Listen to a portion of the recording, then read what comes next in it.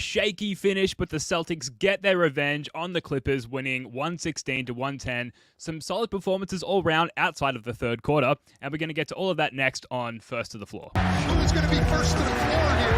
And it was Marcus Smart, as he usually is. Brown drives, layup off the glass. That's not the first time we've seen a superstar in green and white sacrifice his body. Garnett knocked away.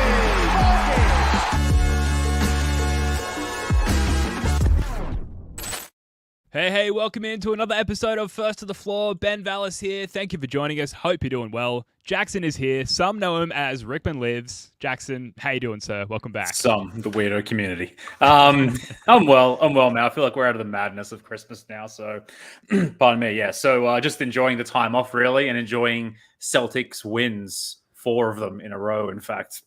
Yeah, 4 in a row. Amazing. Starting to recalibrate myself, Jackson, in terms of just getting back into the swing of things after Christmas and emotionally propped up from these many Celtics wins that we've gotten during that stretch. Sweet, sweet revenge in the form of a win against the Clippers today, in fact, or last night in US time. The Jays, they had 29 each. Timelord is on the up. Marcus Smart was incredible. Jackson, what are your initial takeaways from this one? Didn't even mention my player of the game, Derrick White, but I mean, okay. I say player of the game. That's probably generous, but yeah, man, that just says it all, right? So many good performances to go around.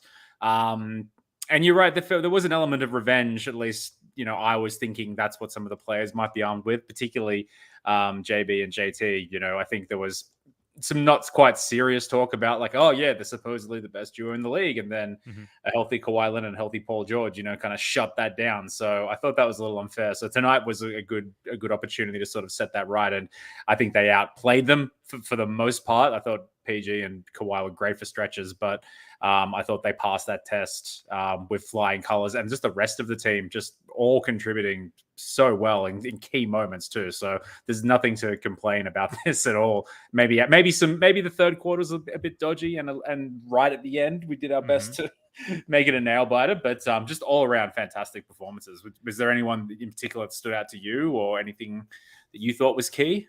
Yeah, so the Jays, obviously 29 points each, nearly got to that 30-point each mark where I think we're 16-1. We just don't lose once we hit that milestone. Once the Jays hit that, that was a spiritual 30-30, I have to say. Yeah, absolutely. Round it up, right? Yeah. But Jaylen Brown is 8 threes and Tatum is 4 free throws. So that's a 30. I'm counting that a 30-30 in my opinion. Yeah, put it in the book, mark it down. But for me, man, Marcus Smart, didn't you think right from the get-go, he just had his imprint on this game? And you think about, so the Celtics, they started off 0 for 6, very cold, very sluggish start, very, very slow. And then they started to push the pace. And I say they, but it really was essentially Marcus Smart, just getting out in transition, off makes, off misses. And you found Jaylen Brown early on sort of a backdoor cut in transition.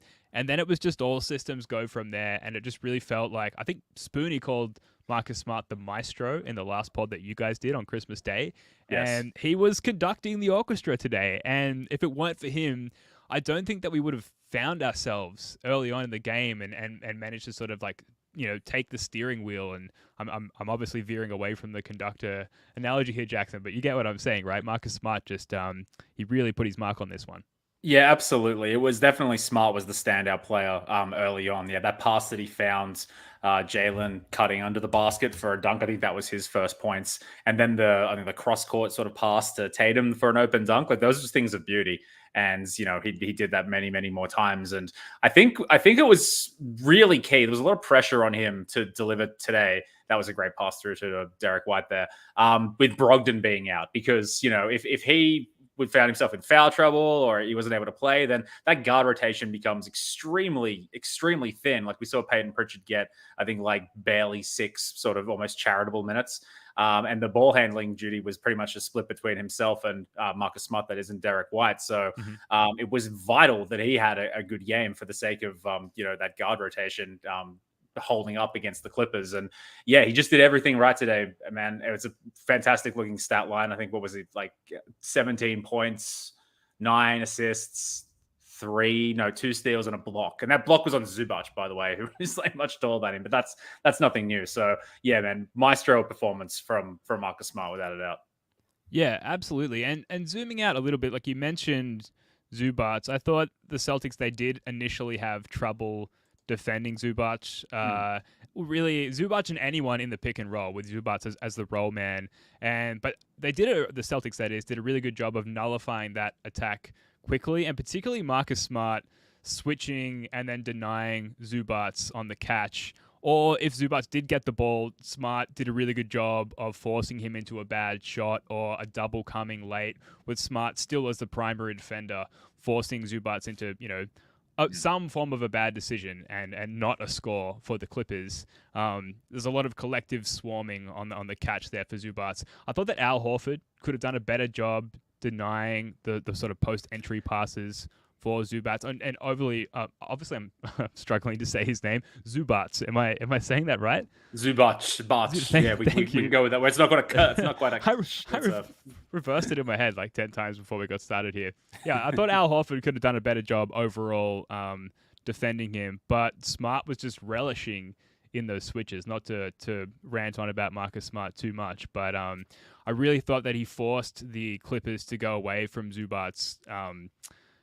Quite early, and we didn't see a lot of him down the stretch in the fourth quarter there. So while initially that was maybe the standout action for the Clippers, I thought the Celtics did a really good job in response to that and forcing them to go elsewhere. What did you think about Kawhi and PG in this one? The sort of the elder version of the Jays in those two dynamic wings, but sort of they've been around for a little bit longer, and I didn't think they were as dynamic as our Jays in this particular game, Jackson. Yeah, you kind of, because the NBA is just so rich with talent, and these guys haven't been anywhere near MVP or all NBA first teams for years now. But like it was not long ago where these guys were like considered probably like top 5, top 10 players, and on days like this, they honestly look they still could be, because it felt to me like Kawhi Leonard never missed a shot. It says that he missed, I think, like 6 of them. I don't remember any of those.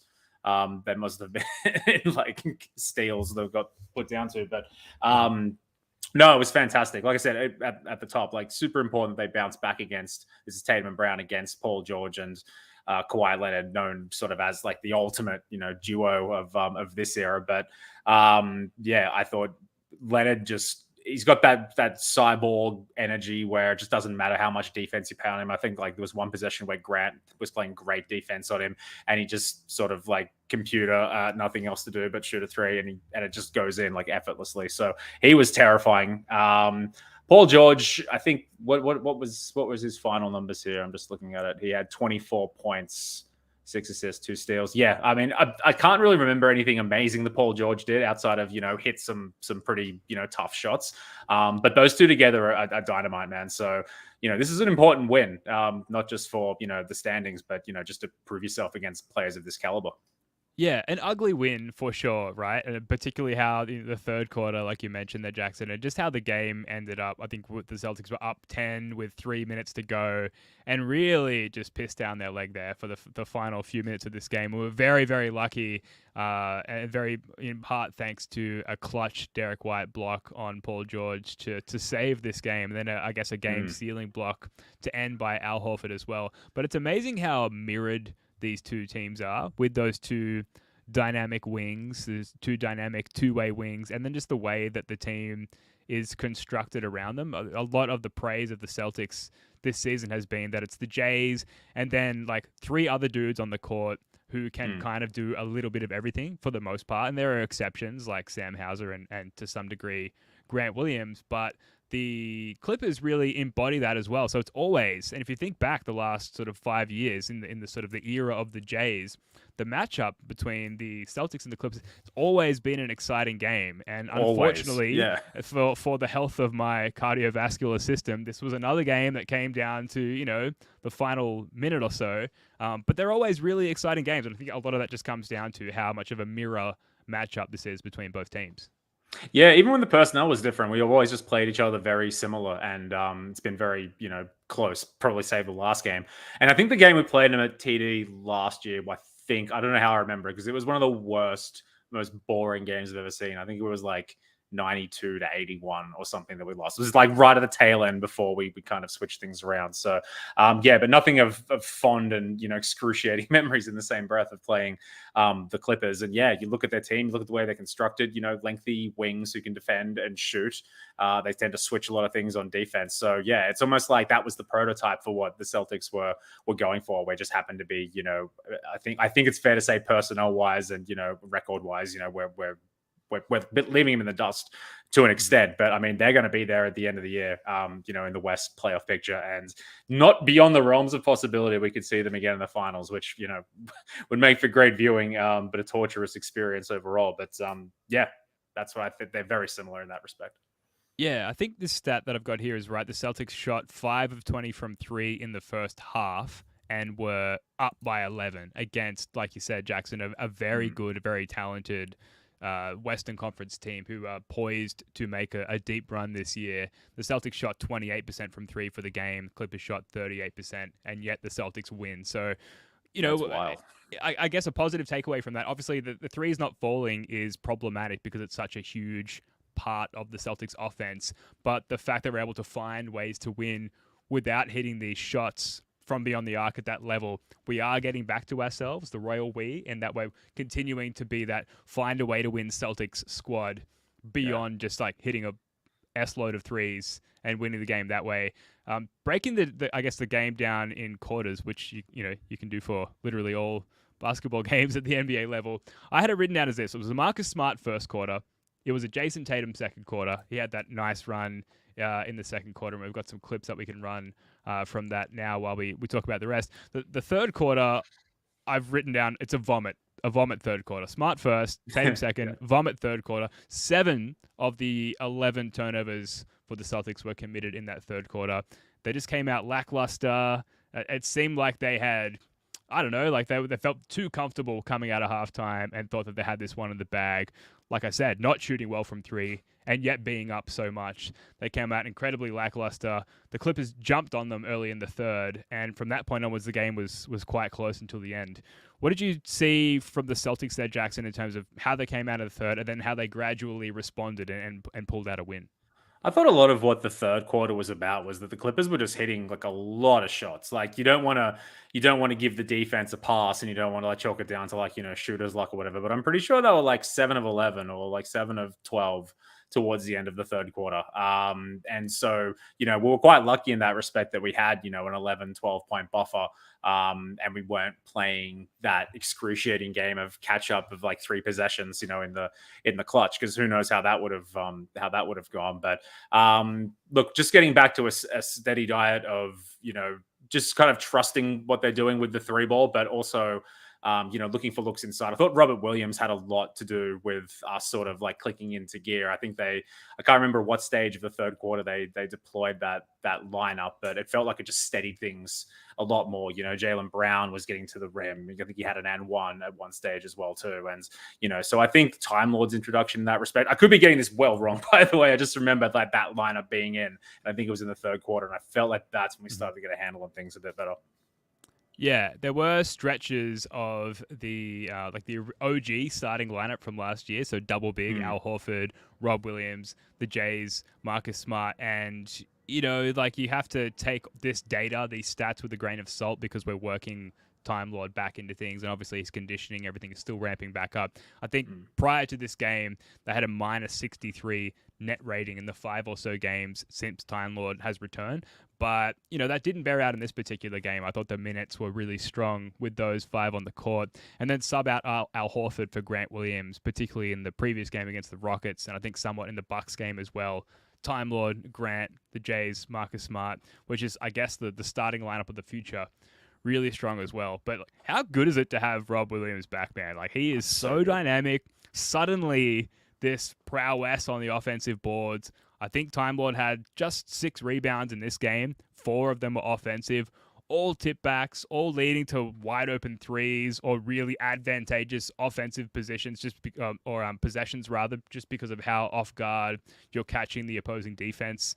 Time Lord, he just fills all the gaps, it feels like, not just from the offensive rebounding perspective, but bringing energy and a certain something, I suppose, that the team has been missing to date. Yeah, 6 rebounds doesn't feel right. I mean, I know that's what it says for me there as well too, but it just feels like he gets his hand on everything, and there's like he's getting us so many second chance possessions, which we were lacking, before he was healthy. I didn't think he would come back. I mean, and let's be fair, it has taken him a few games to get up to speed. Hence that net rating that you mentioned earlier. But I don't know what I was expecting, but I just didn't expect to see him back to like this kind of level of this kind of contribution that's so noticeable to the team, like as quickly as he has. Like, I was trying to temper my expectations, saying, yeah, when he comes back, that'll be the only guy in there that we don't have to, to shoot the three. What's that going to do to, the spacing and everything like that? And, the dude just makes the right pass most of the time. So when he's in that situation, it's brilliant. When he's down low fighting for offensive rebounds or like looking for lobs or just, getting, dump offs at the last minute from, Tatum, White, etc. That's awesome. Like, it's just, we're spoiled to have this dude back playing for us at this time of the year, considering, he's had like the start of the year off, albeit recovering. I think that's going to pay dividends if he can stay healthy. He can keep caveating Timelord stuff because of the injury record. But yeah, I think you know what I'm getting at, man. Those 2 months or 2 and a bit months that he's had off not playing is probably going to play dividends towards the end of the season. Yeah, I have to admit, and I wasn't particularly vocal about this because of how unpopular an opinion it was, I was a little bit worried that Time Lord coming back might have been to some detriment to the offense. I thought that too. Yeah. Yeah, minimizing that spacing that you talked about. But vertical spacing, which as an unathletic white 35-year-old, it's difficult to really imagine what vertical spacing is. Yeah, it really is. It's truly difficult to sort of just imagine what it is and what it means. And yet it's a thing. And he has such gravity on the court at all times that he really does allow, particularly Tatum, Smart as well, really everybody to operate at such a higher level, and then to minimize their mistakes, which really, we can look at through the lens of his offensive rebounds and the second chance points that he creates. The Celtics, they won, I don't know the exact stat here, they definitely won the second chance points battle against the Clippers today. He just fills in all the gaps. And then the guys clearly love playing with him so much that I feel like, again, there's no stat to quantify this. They clearly get a boost from him being on the court. He played 21 minutes in this game, and yet he just felt everywhere all at once, all of the time, to quote the title of a recent movie. He's just so impactful in such little time. Are you comfortable, Jackson, with like maintaining sort of like sub 28 minutes per game to maintain his health, a la Malcolm Brogdon leading up to the postseason? Or would you prefer a full Time Lord integration so that he's like fully part of this well-oiled machine as the playoffs kick off in a few months? For now, I'm stoked with how he's being integrated. He only needs 20, 18 minutes, etc., to be effective. I can't remember the last time he missed a shot. I think he was perfect shooting in the game before. It was 4 of 4 today and 4 of 4 from the line. That's awesome. Just another thing going back quickly, he had 2 of the worst turnovers I've ever seen from him, and it didn't like really bother me in the slightest. The first one did because they hit that ridiculous 3 at the very end, but the second one where he sort of dumped it off, he should have just put it on the floor and just like absolutely dunked over whoever's guarding him. Yeah. But he dumps it off and it just goes out, and you kind of tear your hair out a little bit. But like that was from a steal that he like leapt forward and just like kind of swallowed up and ran forward with. So like even despite those errors and those mistakes that he makes, no doubt on the defensive end too with rotations and whatnot, you gotta have to live with that. But no, keep him in his role as he is until the time comes where he does need to play more, which is going to be the playoffs. And I think you saw how well he was clicking with that starting 5 lineup when he was in today. So I don't think Derrick White loses that role moving forward. At least, I mean, I don't know. Maybe they will, but I don't see him dropping out of it anytime soon. So having him come off the bench and in the minutes that he's having, like I'd say, if it's not broke, don't fix that, because that works. Yeah. What about that high post spin off Paul George move that he had to get to the hoop. He almost finished the attempt there, but got to the free throw line. He was 4 of 4 from the field, 4 of 4 from the free throw line as well. So very efficient. And I'm monitoring that like obsessively because he's on my Dynasty fantasy team. Very glad to have him back in that sense as well. That was crazy. I'd like to see more of that. I didn't know that he had that in him even prior to the injury to sort of spin off and finish there. But, you know, it's a sign of his high basketball IQ that he obviously, you know, had the ball in that high post position, assessed the situation around him, decided that move at that point in time was the best, most efficient, best chance at a bucket, or at least creating an advantage, and then executed. That's great. He's intelligent. He's athletic. The guys love him. We clearly love him as well. I have very few criticisms of the man at this point in time, other than I wish that he was more durable. Yeah. There was one point, do you remember he like jumped on, like flopped onto the ground to like get a ball and throw it back up and just bounced up like it was nothing else. But like, I'm pretty sure anyone else watching, but their heart would have just skipped just for a second. But like, I know exactly the moment you're talking about. Yeah. They stand out because there's so much at stake on those knees. But no, he like doesn't look particularly hobbled. Sure, he looks a little bit rusty, and you know he's still getting back into game shape. But no, he looks spry. So thankful. Absolutely. Yeah. The Delta Serpent in the comments here saying you've got to keep Rob healthy or whatever it takes. 20 minutes a game is fine till the playoffs. 20 minutes. Absolutely. I don't know if we're going to get by on 20 minutes. I don't have Al on our run sheet today, which is a good and a bad thing. He's not there because he wasn't particularly bad. He's also not on our run sheet for tonight because he also wasn't particularly good.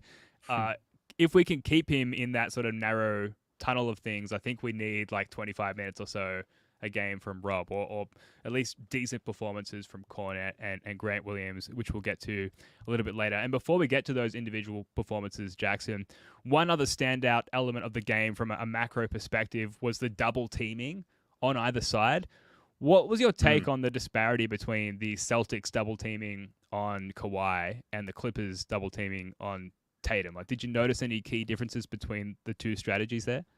I'm blanking out on the Kawhi instances. It didn't seem to affect him, that much. I don't remember him turning it over a lot. I remember us hassling Paul George quite a bit. I think Grant got a really good turnover that ended up being traveling when they were trapping him there. But yeah. I mean, to the question that you asked, I noticed it very, very acutely with Tatum. Because my mate had money on him to score 30 points or more, with Brown scoring 25 points or more and the Celtics winning. So he was on 28 points or 27 points for like ages and just wouldn't get a shot off because he'd just keep getting players off his face. So I was very, very aware of that. But I mean, every pass seemed to be the right one. There was plenty of times where he would move the ball on and that would start, a bunch of passes and movement around that would generate an open shot. I couldn't give you an example, but I remember it happening a couple of times before. But, I think it was only about a year ago that we were, maybe even sooner than that, we were talking about, how is Tatum going to deal with these double teams when he's so hot and he's shooting so well? And we all agreed that it was something that he needs to develop. Well, I mean, I think he's probably developed it about as well as he can by now. Like, he may not have had great assists numbers. What did he finish with? Just one today. Like, he was well better a playmaker than 2 assists represents there. I mean, don't you think so? Yeah, like he moved the ball. Like, I thought that he navigated almost all of the double teams that were sent at him really, really well. And then they sort of resulted in extra passes, so he wasn't credited with a ton of assists. One, like you said. But I didn't think that Kawhi, who obviously has a lot more tenure and experience in the NBA, I didn't think that he was notably better at navigating those double teams than Tatum. I thought that was sort of equal. Where I thought the disparity was that the timing of the double teams that the Celtics were sending at Kawhi and sometimes Paul George were way more deadly and way more forcing of mistakes and errors and turnovers and creating advantages for the Celtics.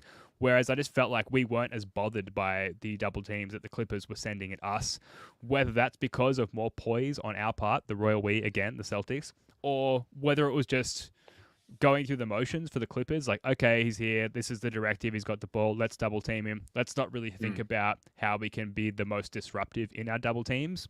Yeah, they didn't seem as bothersome as ours. And most notably, one of the final possessions, and I want to get to Derrick White in a second. The Clippers, they were isolating Derrick White a lot, and credit to Derrick White. He made a few very solid and very important defensive plays in this game. The Clippers were targeting him significantly, particularly in the second half. And I thought exposing Derrick White's sort of defensive weaknesses to some degree. One of the last plays of the game, I can't remember who the ball handler was for the Clippers, but they came up, point of attack, right at the top of the 3-point line. Derrick White was defending, and Marcus Smart just delayed his help a little bit, came over and helped Derrick White just as he was about to be attacked and forced the turnover, which resulted in a Smart steal, transition, fast break, bucket. Marcus Smart finishes an uncontested layup at the other end. And that was basically the game at that point. Side note, Smart grabbing at his hip a little bit after that play, a little bit terrifying, but it was just a good example of the timing of the doubles that we were sending and how many more advantages and how much more disruptive that was in favor of the Celtics. Yeah, I just think as on a whole, the defense today, I feel like we say this quite a lot. I think this is the best defensive performance we've had of the year, or our defense hasn't looked better. I genuinely felt that defense looked, like almost back to what it was looking like last season. I think the Clippers had, 15 points with 3 minutes left to go in the first. Like, regardless, they ended up with only one behind us. But, we were just forcing turnovers. We were executing. And like you said, the timings of those double teams that we were sending were being a lot more effective. And we seemed to just be better at executing it than they did. So, the defense today just was excellent on a whole, I thought. Yeah, absolutely. Couple more macro stats, I suppose, before we get to the individual performances. 60th win, I believe, or the Celtics have just achieved 60 wins in a calendar year, which is incredible and not unprecedented, but it's the first time that's happened in a while, I assume. And then per cleaning the glass, the Clippers shot 63% at the rim in this game, which is low. That's in the 36th percentile league-wide this season.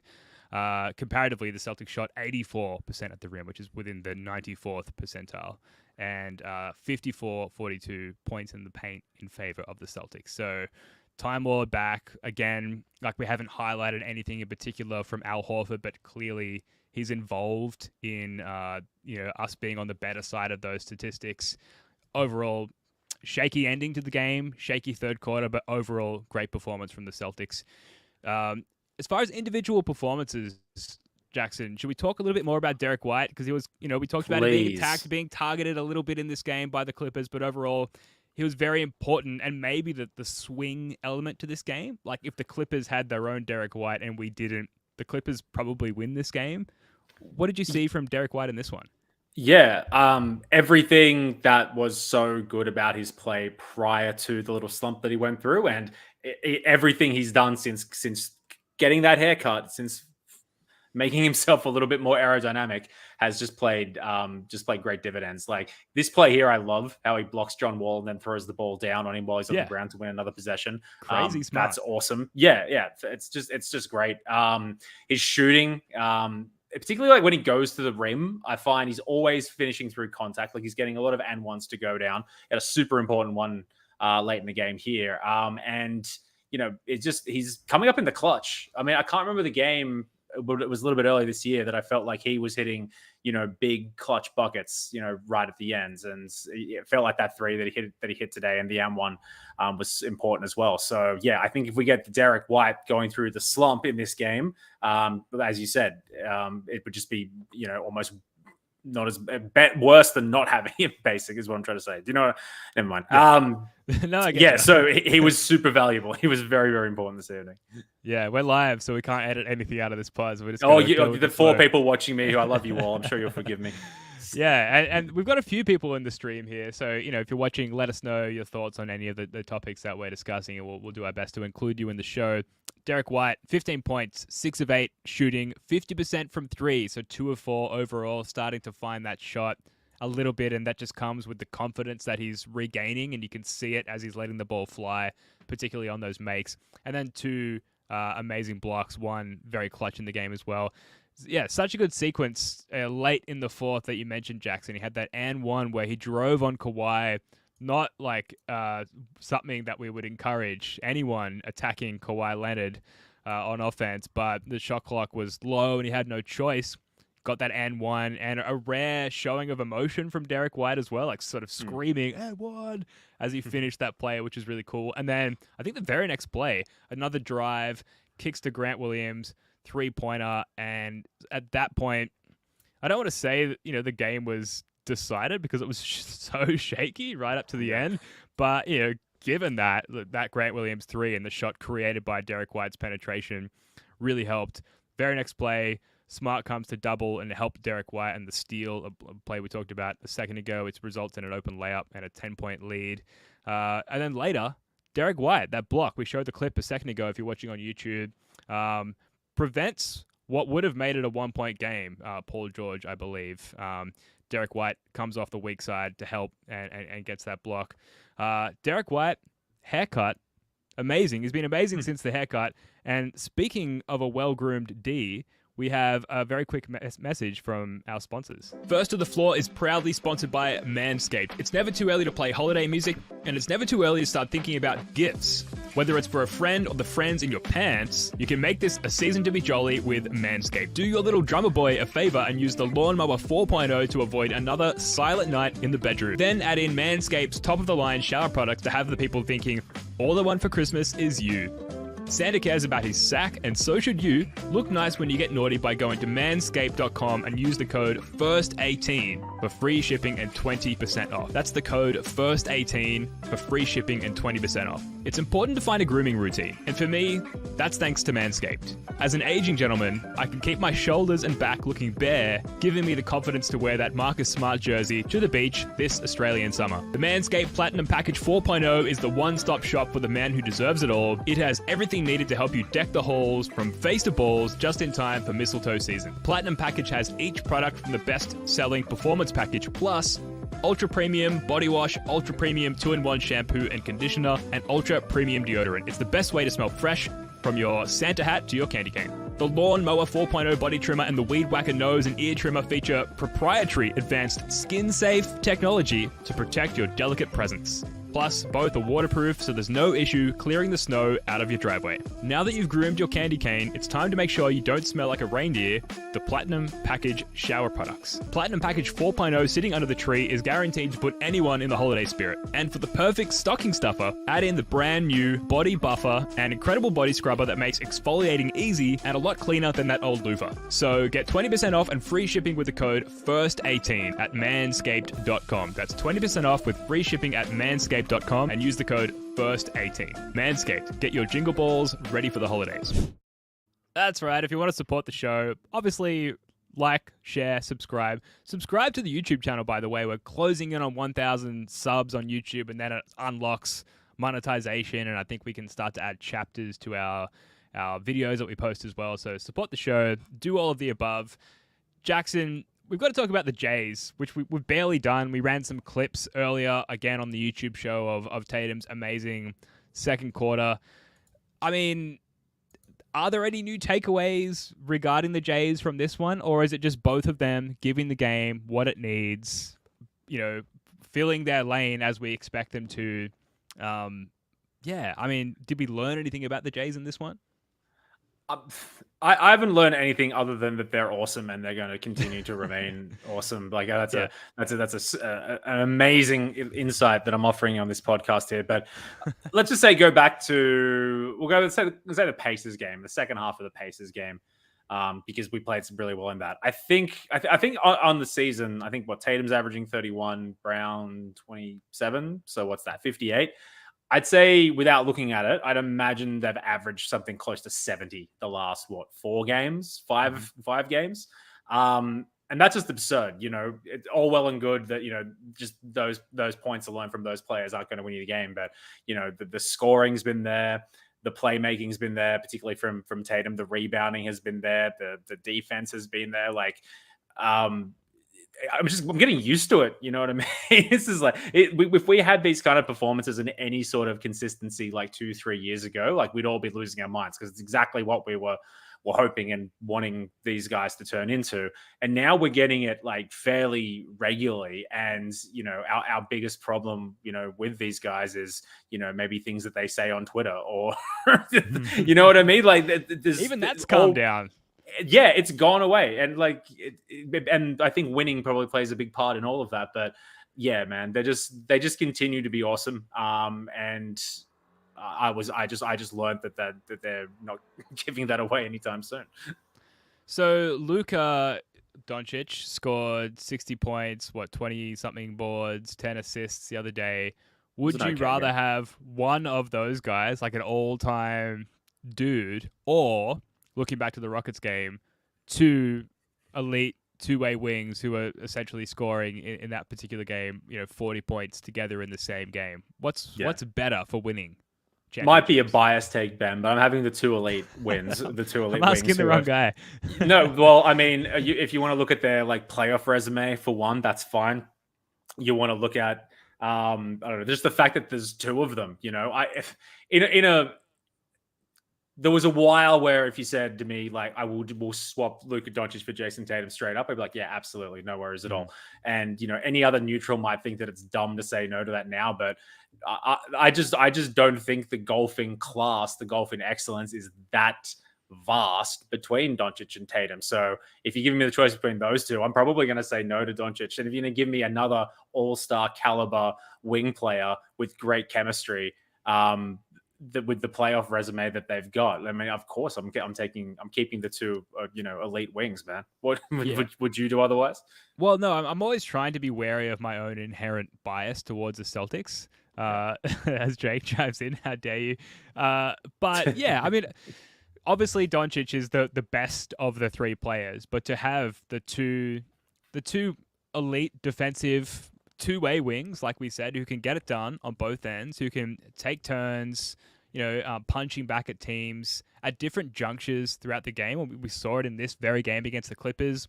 Tatum, crazy aggressive, crazy efficient in the second quarter. And then Jalen came out again early in the fourth quarter, which, by the way, is becoming a thing. Aggressive early fourth quarter Jalen Brown that just kind of sets the tone for not only the beginning of the fourth quarter, but the end of the game as far as the Celtics are running away with it and winning, which he did again in this game.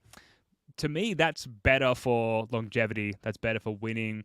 And that's certainly more schemable offensively in the postseason than just spamming Luka Doncic, who, is an all-time player, already seems like a lock for the Hall of Fame. I'm not taking away from Luka's achievements, but as far as like what you need in your toolkit to win a championship, it seems like the Jays are more favorable in that sense. Yeah. It's probably a sure thing. Like Luka will eventually get one, but if you just look at it like it's some sort of like imaginary race, then Tatum and Brown are way closer to doing it now than Luka is. I think Luka either needs to transcend another level if he's going to carry that Mavs team with him. Otherwise, if it becomes a question of duos, it's going to be Jaylen Brown and Jason Tatum against Luka Doncic and Spencer Dinwiddie. You know what I mean? Even Jokic and Murray compared to Tatum and Brown, I don't think is a contest at all. Even if Jokic is the better of all the players mentioned there. So the 1-2 punch of them, and not just Tatum's, let alone Brown's quality individually. Yeah, I'm not messing with any of that. Just very quickly, we talked off air, Jackson, prior to this one. Surely we'll keep it to 30 minutes. There's one game to talk about. There's very little going on. It's a Christmas break. We're going to have a nice, short, succinct podcast. Here we are, 38 minutes in, and we've still got 38 minutes of just gushing uncontrollably. Yeah, well, let me gush a little bit more. The Jaylen Brown connection with Marcus Smart, I think, has to be highlighted because that is now a trend, along with like JB's punch early in the fourth quarter. Those guys are connected on a plane that I don't think is recognizable by a normal or comprehensible by a normal human being. They're on an elevated consciousness together, and there's so many good connections in transition, even in the half court. They're like two limbs connected to the same body as far as the timing of Jalen's cuts and the subsequent timing of Marcus Smart's passing. It's a beautiful thing. It kind of seems to have come from nowhere in one sense, Jackson, in that these guys have been, they've been playing together for a long time, and yet this has kind of only reared its head recently. You're probably more intelligent than me, Jackson. Have you seen this coming for a while, or like has this been a sudden occurrence for you? No, I don't think there were any, indicators that we were going to get this level of a connection and this much productivity from them at this juncture in time. But I mean, if you just think about the time that they've spent, playing basketball together and everything that they've been through, throughout their careers, let alone the last couple of seasons, I think that probably the turning point for the three of them was when, there was no more Kyrie, there was no more Kemba. It was just it was those three, essentially. Everyone viewed them as, as the leaders of the team, even if Smart wasn't on the same sort of, star level as the Jays. But man, Smart's been like in touch, but I feel like he's in tune with everyone on this team. But this newly found connection with Jaylen Brown, maybe they feel like they need to work on their connections together, because JT is just going to do JT MVP caliber things, and he doesn't really need anyone's help, which is not true. But for the sake of the argument, yeah, maybe they've just decided, hey, you and mine have to wrestle some control back from Jason Tatum here. Yeah, we're so lucky as fans to see just the continued evolution of the dynamic between those three. We can basically call them a big three, right? The Jays and Marcus Smart, at least as far as like what they mean to each other. For sure. Yeah. Yeah, and the fact that evolution is still gifting us these new elements, these new things, even though they've been together for so long, the tenure is so long, like they're still delivering new little facets for us to pick apart and analyze, which is really good. Just quickly before we move on to Grant Williams, Tatum passed Antoine Walker for second most three-pointers made for a Celtic ever, which is pretty incredible. Grant Williams, Jackson, was involved in two of probably the most hectic possessions of this game. I want to run the first one for you here very quickly. Yeah, this is a thing of beauty. This is not insane. just Grant, but everyone crashing the glass there. Look at that. Smart Travel? included. Somehow keeps control of it. And then he was so due. Yeah. Old Sammy H. Yeah. First to the floor, Grant Williams. Yeah, it looks like he felt it too. I think he was just fixing his jersey, but it looked like he was nursing his area, He might have landed poorly on that one. And then again, Grant Williams, this is a tweet from Chris Forsberg. Elite with the kill the clock inbounds. Look at this. Let me full screen this for you, Jackson. Look at this. I don't know what this replay is going to be. So, Grant Williams taking the ball inbounds, and this is a trend for the Celtics so far. Look at this. Just dead ball immediately as he rolls it out onto the court. We've got two guys standing here, Smart, Grant Williams, hands on hips, little off-ball screen there from Grant, and just at that point of the game, we were sort of criticizing them earlier, Jackson, about running the clock down and going away from what made them so effective early on. And yet, that's just an elite move in a modern style of basketball from Grant Williams. I'm giving him the award for being responsible for the two most hectic possessions of the game. Any thoughts on either of them? No, I agree with those awards. That play, where you just drop the ball and you let the clock tick down and they don't pick it up, that's the ghost of Dennis Schroeder. That's Dennis Schroeder's legacy on this team. You may feel like he didn't contribute anything to this team. In fact, he was quite the detriment to the team. You'd probably be right, but that right there, I guarantee you, no one's thinking of that until they see his, what he was doing with the ball to start last season. Like, you know what, we can do this a little bit better. And it didn't get us a bucket there, but I think there was a game earlier this year where it worked like a treat. The point guard came out, he picked it up, just ran right past him, and you had the advantage with the numbers, and it was like a layup. So Grant did really well there. In summary. Yeah. A lazy Christmas time, New Year's time podcast for you folks. So we're going to wrap this one up.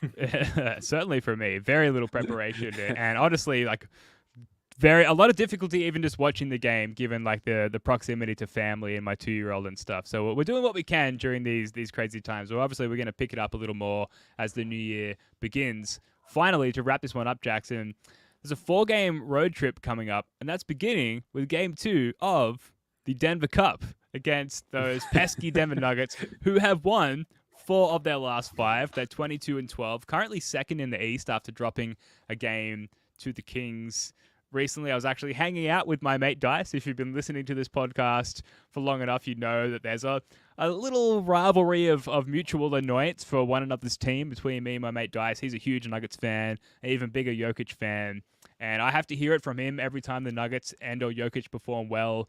So anytime we come up against the Nuggets, it's particularly disconcerting because I don't want to be on the losing end of that battle of mutual annoyance. And yet, when we were hanging out the other day, we were watching the Nuggets-Kings game on his phone, and the Kings came away with the win, much to my delight. Jokic, he's playing at an all-time level, not just a great level for the season or for an individual player in their isolated career. He's literally playing at an all-time level. In the last 5 games, 29 points per game, 61% from the floor, 38% from 3, 10.4 boards, 11.2 assists, 1.2 steals, a +9. Meanwhile, we've got Batman, the antidote to the Joker. We've got Timelord, who's back, who wasn't with us for that first part of the Denver Cup. How do you think this is going to play out, Jackson? We've had Denver's number, man, for at least a couple of years. You've got to be more as acutely aware of this as anybody else. But the Nuggets haven't beaten us for what, three years, I think. Yeah, it's been good. It's been a good run for the Denver Cup. So yeah, I mean, you might say that they're due, but I mean, obviously Jokic is an incredible player, and he's going to stuff the stat sheet. Most likely, but it's a game that doesn't bother me, that much because I've seen plenty of times that we're able to, nullify, this team. Maybe not like this specific team in this current form with Jamal Murray getting back to fitness and whatnot. But I mean, this is a game that I think is going to be, it's going to be tight like the Clippers game we just had here. But I just feel like we've got Denver's number, man. So, I'm not going to be as worried about the result as I think you will be. And I'll ask you the same question that I'm sure they're asking in the locker room prior to the game from the Nuggets perspective. Who's defending the Jays? Because it's not Michael Porter Jr. He's not defending anyone. He's a terrible defender. So who's defending the Jays? I mean, they've got like some wings you can throw at them, like what, KCP, Bruce Brown, yeah. Aaron Gordon, I guess, could probably try and outmuscle, Jason Tatum, but Tatum's going to get past him one or another. He can try dunking over him, I guess. Tatum's got a bit more height than Landry Shamet, but he could try and go over the top. But no, look, man, I think it's going to be a super fun game, and I think starting a road trip off with a win is very important. You don't kind of want to be like playing behind the 8 ball here. So, I think, and to beat the what is, seems to be the consensus MVP leader right now, is just going to be another strength for this team to overcome, to get. Yeah, we know Jason Tatum gets up for these MVP battles, so that's in our favor. And I also think this is close enough to the last road trip that there must be some sense of motivation from our guys not wanting to allow this road trip to go the way of the previous one in terms of it falling way below expectations. So, and again, like you mentioned, the winning record against the Denver Nuggets in really the past decade or so, much to my delight. Jackson, anything on anything we've discussed so far in this pod that you want to touch on, or anything else before we wrap this one up? Just briefly, I was thinking before we started, man, like if you said that like a 7-game home stretch where we're going to go 4-3, you'd probably think to yourself, oh man, that's a little bit crap considering, how good we had been and, the way that the West trip, the last one, ended up a little bit dicey. So if you said 4-3, you'd think that you were on a little bit of a slide. And, you were right, obviously, dropping back-to-back against the Magic, I think is still this bad feeling that's going to haunt us in terms of the seeding at the end of the year. And the first half that we put up against the Pacers was just a joke. But, just since then, it's like we flipped a switch, or almost flipped a switch, because that Timberwolves game was really bad until the fourth quarter as well. But we more or less flipped a switch, and we got everything back together. So despite only going 4-3 in a 7-game homestand, the back part of it, I think, was so vital and has given us so much momentum. But it wouldn't surprise me if we got through this West trip, 3-1 or even better, to be honest. Yeah, I'm feeling the same way. And I think now in hindsight, we can throw in, there's some degree of having to reintegrate Timelord that we can maybe attribute to the slow start to the front end of that homestand as well. At least that's how I'm going to sleep at night. So we'll see. We'll certainly see in this upcoming 4-game road trip. That's going to do it for this one. Thank you so much for joining us. We will be back early next week to recap the result of the aforementioned Denver Cup. In the meantime, leave us a nice review on Apple Podcasts, subscribe to the YouTube channel, be a friend and support the show. Jackson, love your work, mate. Thanks again. Likewise, Ben. Thank you. All right, until next time, go Celtics. See ya.